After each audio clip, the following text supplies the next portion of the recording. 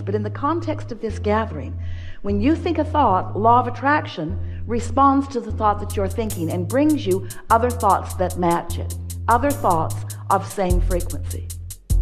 So when you focus upon the well-being of something, law of attraction will bring you more thoughts like it. When you focus upon the not well-being of something, law of attraction will bring you other thoughts like it. And as you focus there in those early stages of those easy thoughts, law of attraction will bring you more thoughts like that until eventually you will have a significant enough vibrational pattern or trajectory going with that thought that you might even say, I believe that. That's all a belief is. A belief is just a thought you keep thinking. That's all it is. In the early days of interacting with us, Esther argued with us about that. She would say to us, Abraham, but it's true. I know you don't think I should think about it, but it is a true thing. And therefore, doesn't it deserve some of my attention? And we say, there are so many things that are true that you want to practice until you believe them and until you attract them, until you live them fully. And there are some things that are true that you don't feel that way about. Just be discerning, be a selective sifter, choose what you think about. But Esther argued, and some of you do too, but Abraham, sometimes I do not think I am choosing this thought. I think this thought chose me. And we say, we know how that feels when you get that momentum going. When you get a certain amount of momentum going, it plays out. The laws of the universe that you know, the laws of physics, you know, it's like that.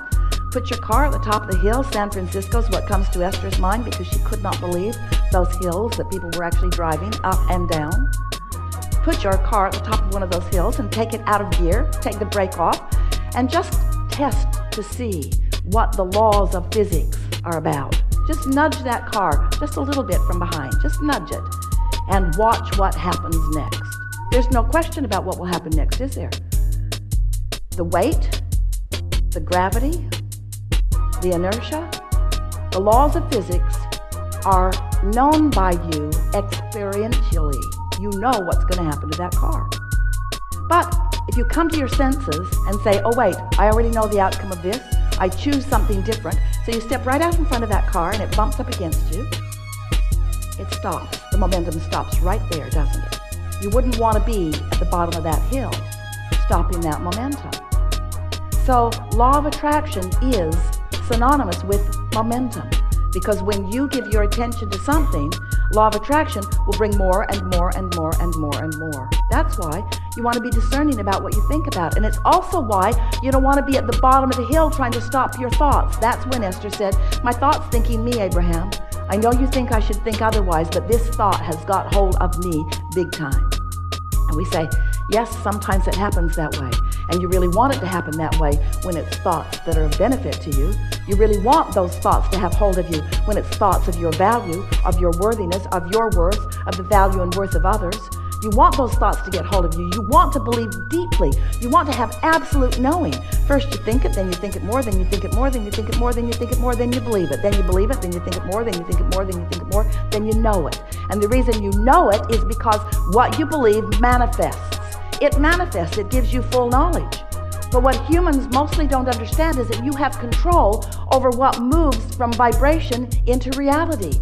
You can turn thoughts into things deliberately. You can. You are turning thoughts into things all the time indeliberately. Why not get hold of this? Why not start thinking purposefully? But the only way that you can begin to turn thoughts to things in a deliberate way is by inserting into your awareness the factor, the all-important factor of how you feel. Because how you feel is your guidance that lets you know how much momentum you got going toward what you want and how much introduction of contradiction you've got going on. One of the things that you have going for you, there are a lot of things, but significant to this topic. One of the things that is really beneficial to you, and we love you so much. You know what's coming next. When we tell you we love you, we're preparing you for hearing something. One of the things that you've got going for you is that you are, did we tell you we love you? You are fickle and frivolous with your thoughts. And the advantage of that is you don't get hold of any thought, wanted or unwanted, and stay with it very long. You are distracted. Ooh, shiny. So we want to help you to not freak out about the thoughts that you've been thinking. When we started talking about the science of deliberate creation, you were in the audience going, cancel, cancel, trying to suck the thought back before law of attraction got hold of it. And we don't want you to be guarded about your thoughts because you're starting right here, right now, and well-being is dominant. We just want you to be more deliberate about the thoughts you think by caring more about how you feel. And it's helpful to understand how it all fits together, isn't it? So, you were source energy, and still are, but a large part of you remained in that non-physical place. The largest part of you is still non-physical, while a part of that consciousness is here with you. So here you are in your bodies. You're beautiful, you are brilliant, you are exploring, contrast all around you, knowing what you don't want, knowing what you do want, and continually adding new preferences to the whole of that which you are becoming. So that non-physical part of you resides in a vibrational reality. We've been calling it your vortex or your vortex of attraction. It's your vortex. It's a vibrational version of you. It's the vibrational version of you of all that you want that has full potential of manifesting fully so that you can see it and hear it and smell it and taste it and touch it, and others can too as they behold you.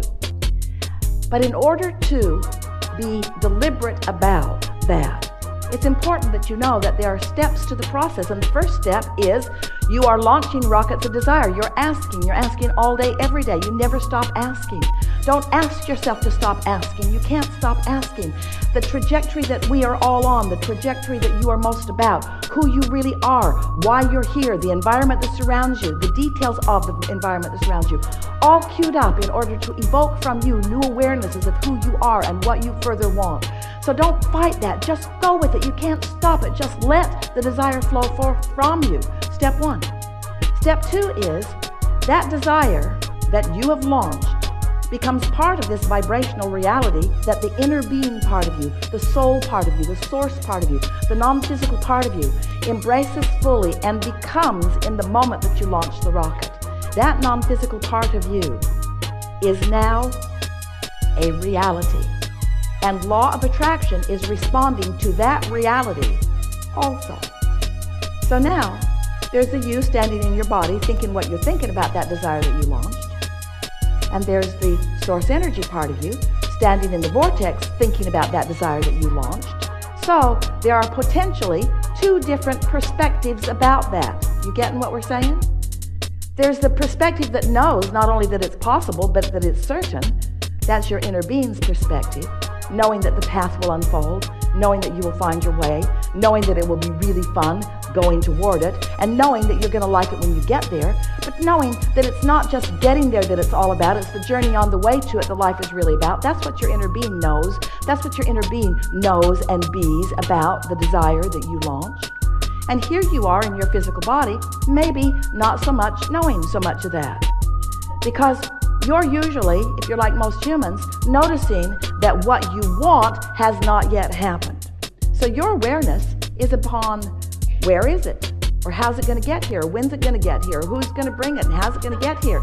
How long is it going to take before it gets here? And why isn't it here yet? And how come that guy's got it and I don't have it yet? And so as you focus in those ways, you feel the uneasiness. You feel the discomfort. And sometimes you even say, I think I felt better before I wanted that thing that I do not have.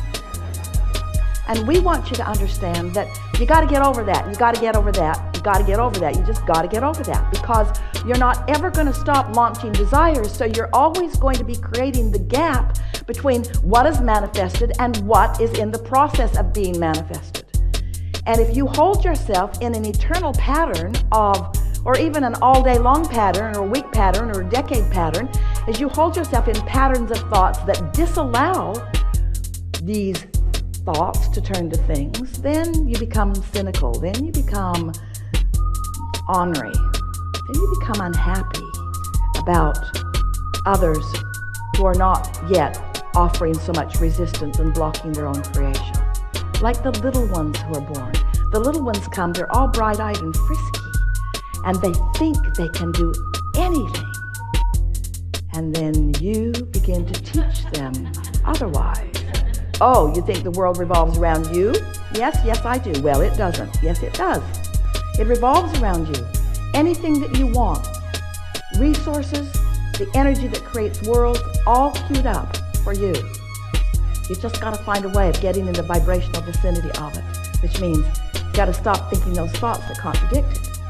But that statement is a contradiction to the laws of the universe. Stop thinking that thought, because you can't stop anything to just start other things. Because this is a universe that is based upon attraction. There's no exclusion. It's all inclusion. So when you say, I'm not going to do that thing, I'm not going to think about that anymore, you're thinking about it right now. You're thinking about that thing that you said you weren't going to think about, but you're thinking about it now, and law of attraction is making it easier and easier for you to think about that thing you're not going to think about. So then you join those clubs where you don't think about those things. So what we want to bring you around to understanding is that it's all about focus, and it's all about law of attraction, which means it's all about momentum, which means it's all about, how can it be about all of those things? It is. It's about all of those things.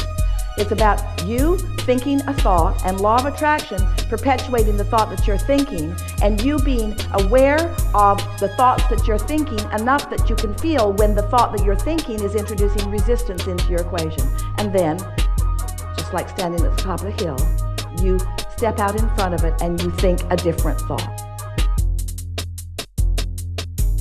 We just